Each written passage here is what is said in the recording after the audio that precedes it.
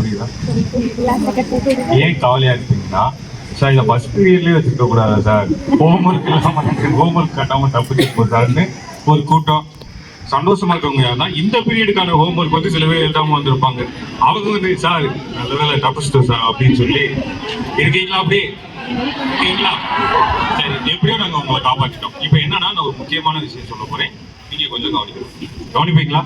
எல்லாரும் கவனிப்பீங்களா? Okay fine. மனித மூளை வந்து ரெண்டு வழியில இயங்குது. ஒன்று வந்து பார்த்தீங்கன்னா இன்ட்ரெஸ்ட் இன்டு த ரெஸ்ட்.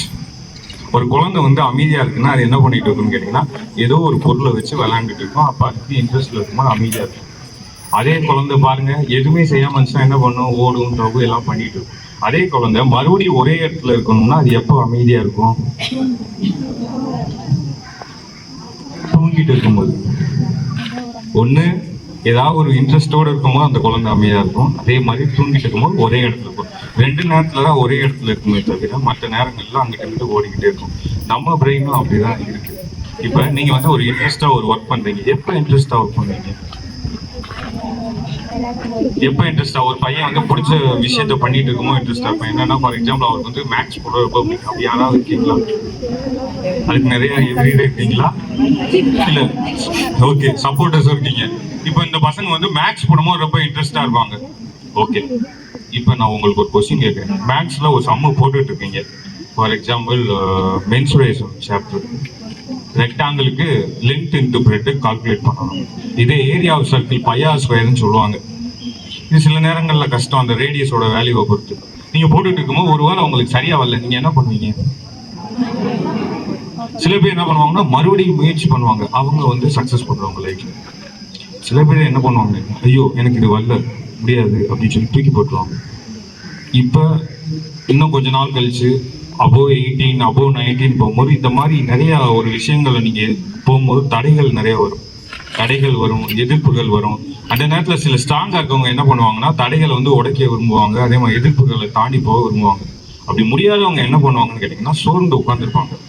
அப்ப சில பேர் நம்மளை சுத்தி நண்பன்ற பேர்ல இருப்பாங்க, அவங்க நண்பர்கள் கிடையாது, எதிரிகள். எப்படின்னா அவங்க வந்து இந்த மாதிரி ட்ரக்ஸ் சம்மந்தப்பட்ட சில விஷயங்களை நீங்க இதை பயன்படுத்துங்க, நீங்க வெளியில வந்துடலாம் அப்படின்னு சொல்லுவாங்க. ஏன் ட்ரக்ஸ் பயன்படுத்துறாங்கன்னா ஜென்ரலா ஒரு விஷயம், இதான் பேசிக் ஆக்சுவலா. இப்ப நீங்க வந்து ஒரு எதிர்ப்பு தடைகள் வரும்போது நீங்க போராடணும் அதை எதிர்த்து. ஆனா முடியலன்ற பட்சத்துல நீங்க என்ன பண்ணுவீங்கன்னு கேட்டீங்கன்னா, இன்கேஸ் சில பேர் ட்ரக்ஸ் எடுத்துக்கிறாங்கன்னா என்ன ஆகும்னா அவங்களுடைய உடல் உறுப்புகளை போராட வைப்பாங்க. ட்ரக்ஸ் எடுத்துக்கிட்டீங்கன்னா உடல் உறுப்புகள் உங்களுக்குள்ள இருக்கு பாத்தீங்களா, கிட்னி, லங்ஸ், ஹார்ட் எல்லாம் வந்து ஹார்ட் பீட் ரேட் வந்து இன்க்ரீஸ் ஆகிடும். பிளட் வந்து ரொம்ப வேகமா ஓடிக்கிட்டு இருக்கும். அப்ப வேகமா ஓடிட்டு இருக்கும்போது என்ன ஆகும்னா உள்ள இருக்கக்கூடிய கிளான்ஸ் எல்லாம் பாதிக்கப்படும். அந்த சுரப்பிகள் பாதிக்கப்படும் போது என்சைம்ஸ் சுரக்கிறது ஒரு வித்தியாசமா இன்பேலன்ஸா சுரக்கும். At the same time hormones imbalance ஆகும். ஹார்மோன்ஸ் வந்து இன்பேலன்ஸ் ஆச்சுன்னா சர்க்காடியன் ரிதம் சொல்லக்கூடிய பயாலஜிக்கல் கிளாக்.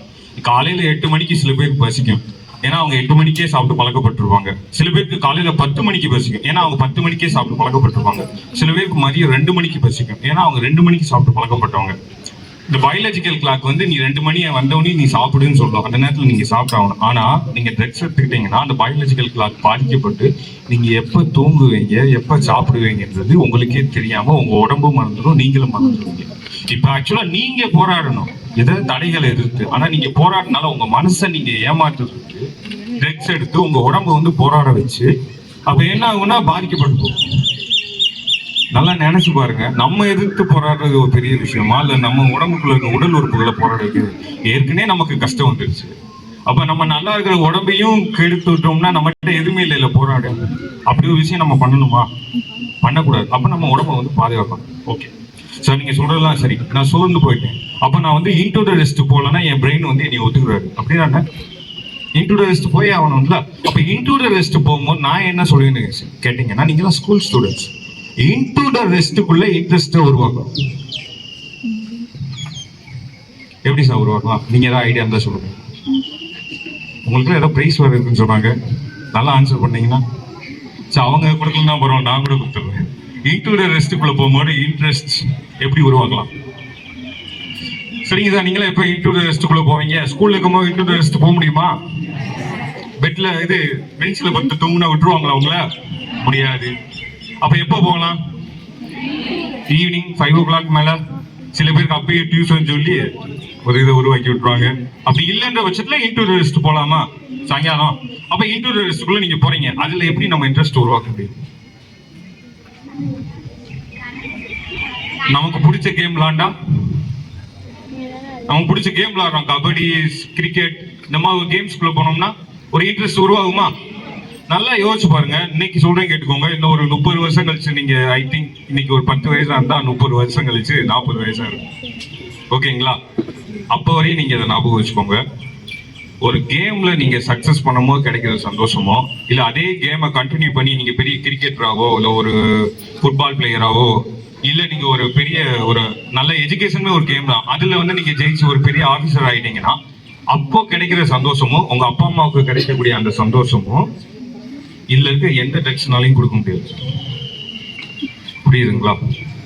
இதுல இருக்க எந்த ட்ரக்ஸ், இப்போ இந்த சொல்லக்கூடிய அந்த narcotic drugs and psychotropic substance ஆக்ட்ல இருக்கக்கூடிய எந்த சப்ஸ்டன்ஸுமே உங்களுக்கு அந்த ஹாப்பினஸ் கொடுக்க முடியாது. அதனால உங்களுடைய இலக்கு என்னன்னு கேட்டீங்கன்னா, நீங்க எதுல சக்சஸ் பண்ணணும்ன்றதுதான். இப்போ ஆல்மோஸ்ட் நான்லாம் வந்து ஸ்கூல் முடிச்சு 10 வருஷம் ஆச்சு.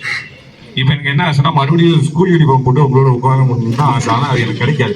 ஏன் அப்படி ஆசைப்படுறேன்னா, இன்னைக்கு வந்து நாங்கள் நிறைய ஒர்க் பண்ணிட்டு இருக்கோம், எங்களுக்கு சுத்தமா டைம் இல்லை. ஆனால் இப்போ பார்த்தீங்கன்னா உங்களுக்கு எக்கச்சக்க டைம் இருக்கு. சாயங்காலம் 5 மணிக்கு மேலே டைம் இருக்கு, காலையில 8 மணி வரையும் டைம் இருக்கு. அந்த டைமை நீங்க எவ்வளவோ வழியில முன்னேற்றத்துக்கு பயன்படுத்தலாம். ஆனா இவ்வளவு நாள் கடந்து வந்த பாதை தான் எனக்கு அது சொல்லி கொடுத்துருக்கு. நீங்க வந்து என்னன்னா, உங்களுக்குள்ள இருக்கக்கூடிய பொட்டன்சியலை இந்த மாதிரி சப்ஸ்டன்ஸை யூஸ் பண்ணி கட்டுப்படுத்தி உங்க உடம்ப வந்து போராட வைக்காம, வாழ்க்கையோட முன்னேற்ற பாதையில நீங்க போறதுக்கு போராடினும். அதுக்கு போராடுறதுக்கு உங்களுக்கு தேவையானது என்னன்னா, படிப்பும் விளையாட்டு மட்டும்தான். எத்தனை பேர் இதை அக்செப்ட் பண்றீங்க? கை தூக்குங்க. இவ்வளவுதான் அக்செப்ட் பண்றீங்களா? ஓகே, எல்லாரும் அக்செப்ட் பண்ணிட்டீங்களா? தேங்க்யூ. இப்ப இது சம்பந்தமா இருக்கக்கூடிய அந்த சட்டம், இந்திய சட்டத்தை நம்ம தெரிஞ்சுக்க போறோம், லாவை தெரிஞ்சுக்க போறோம். இது என்னன்னு கேட்டீங்கன்னா, narcotic drugs and psychotropic substance act 1985ல இதுக்கு பயன்படுத்துறதுக்கு தண்டனை என்னன்னு கேட்டீங்கன்னா, செக்ஷன் 27 படி நீங்க இந்த ட்ரக்ஸ் பயன்படுத்தி ஏதாவது ஒரு போலீஸ்ல மாட்டிக்கிட்டீங்க அப்படின்னா, குறைஞ்சபட்சம் 6 மாசத்துல இருந்து 1 வருஷம் வரையும் கடுங்காவல் தண்டனை கொடுத்து, குறைஞ்சது 10,000 இருந்து 20,000 வரைக்கும் உங்களுக்கு ஃபைன் போடுவாங்க. ஒண்ணு. இதே இது செக்ஷன் 16, செக்ஷன் 18, செக்ஷன் 20, சில பேர் வந்து அவங்க வீட்டுல வளர்த்து இல்ல அதை உருவாக்குறதுக்கான முயற்சிகள் இருப்பாங்க. அந்த மாதிரி நீங்க பண்ணீங்க அப்படின்னா உங்களுக்கு பனிஷ்மெண்ட் வந்து குறைஞ்சது 10 வருஷம், ஃபைன் வந்து பாத்தீங்கன்னா குறைஞ்சது 1 லட்சத்துல இருந்து 2 லட்சம், மேக்சிமம் குறைஞ்சது 1 லட்சம். ஓகேங்களா? அதே மாதிரி செக்ஷன் 21, செக்ஷன் 20, செக்ஷன் 22 அதுபடி நீங்க யாராவது ஒரு பொருளை உங்ககிட்ட கொடுத்து கையில வச்சுக்கோங்கன்னு சொன்னாலோ, இல்ல உங்க பிரெமைசஸ் உங்க வீட்டுல அந்த பொருள் இருந்தாலோ, அதுக்கு வந்து தண்டனை என்னன்னு கேட்டீங்கன்னா, குறைஞ்சது 6 மாசம், 10 வருஷம், 20 வருஷம் வரையும் போகும். கிட்டத்தட்ட அது ஆயுள் தண்டனை. ஆயுள் தண்டனைன்னா என்னன்னு கேட்டீங்கன்னா 14 இயர்ஸ்ல இருந்து 20 இயர்ஸ். புரியுதுங்களா? இந்த ப்ராப்ளம் இருக்கு. அடுத்தது வந்து பாத்தீங்கன்னா செக்ஷன் 27A படி யாராவது இதுக்கு பணம் கொடுத்தாலோ, இல்ல யாருக்கா இந்த மாதிரி பீப்புளுக்கு நீங்க அடைக்கலம் கொடுத்தாலோ, மினிமம் 10 lakhsல இருந்து 20 lakhs வரைக்கும், சாரி 10 yearsல இருந்து 20 years வரைக்கும் பனிஷ்மெண்ட் இருக்கும். அதே மாதிரி குறைஞ்சது 1 lakhல இருந்து 2 lakhs வரைக்கும் ஃபைன் இருக்கும். இதெல்லாம் வந்து இந்தியன் லா படி இருக்கக்கூடிய உங்களுக்கு பனிஷ்மெண்ட்ஸ். ஸோ அதனால இதுலயும் நீங்க கேர்ஃபுல்லா இருக்கணும். யாராவது ஒரு சின்ன பொருளை கொடுத்து நீங்க வச்சுக்கோங்க, அப்புறம் வந்து வாங்கிக்கிறோம்னு சொல்லுவாங்க. ஒருவேளை நீங்க மாட்டிக்கிட்டீங்கன்னா இந்த மாதிரி பிரச்சனைகள்லாம் நீங்க சமாளிக்கிற மாதிரி இருக்கும். Okay, understand? இது தெரிஞ்சுக்கிட்டீங்களா? மனிதனுடைய வாழ்நாட்கள் வந்து ரொம்ப கம்மி. இதை நீங்க வந்து நல்லா பாத்தீங்கன்னா ஒரு 25 வயசுக்கு முதல்ல லைஃப்னா என்னன்னு தெரிஞ்சுக்கிறீங்க. அப்படி தெரிஞ்சுக்கிட்டதுக்கு அப்புறம் நீங்க வாழணும்னு நினைச்சீங்கன்னா முடியாது. ஏன்னா அப்பா, அம்மா, அண்ணன், தம்பி, அக்கா, இந்த மாதிரி சில உறவுகள் வந்து நம்மளை விட்டு நம்ம இழக்கிறதுக்கான சூழ்நிலை உருவாகும். அப்படி இழந்தோம்னா அந்த வழியிலிருந்து வெளியே வரதுக்கு கொஞ்ச நாள் போயிடும், அப்பயும் நம்ம வாழ முடியாது. சரி, அதையும் தாண்டி நம்ம வாழலாம்னு சொல்லி நீங்க நல்ல வேலை பார்க்க போறீங்கன்னா அதுல நிறைய எதிர்ப்புகளை சந்திச்சு நீங்க முன்னேற வேண்டியதா இருக்கும். அப்பயும் நீங்க நல்ல வாழ்க்கையை பிடிக்கிறதுக்கு ரொம்ப கம்மி. இப்படி ஓவராலா கால்குலேட் பண்ணி பார்த்தா 60 வருஷத்துல நம்ம நல்லா வாழ்ந்தது வந்து அட்லீஸ்ட் ஒரு 30 நாளா தான் இருக்கும். இந்த 30 நாளும் நமக்கு கிடைக்காம போகணும்னு நீங்க நினைச்சீங்கன்னா, டெக்ஸ் பயன்படுத்தினீங்கன்னா இந்த 30 நாளும் உங்களுக்கு கிடைக்காம போயிடும். ஓகே, அதனால பயன்படுத்துவீங்களா? எப்பயும், இப்பயும் சரி, எப்பயும் சரி. ஓகே, அப்படிதானே? ஓகேவா? Okay, thank you all.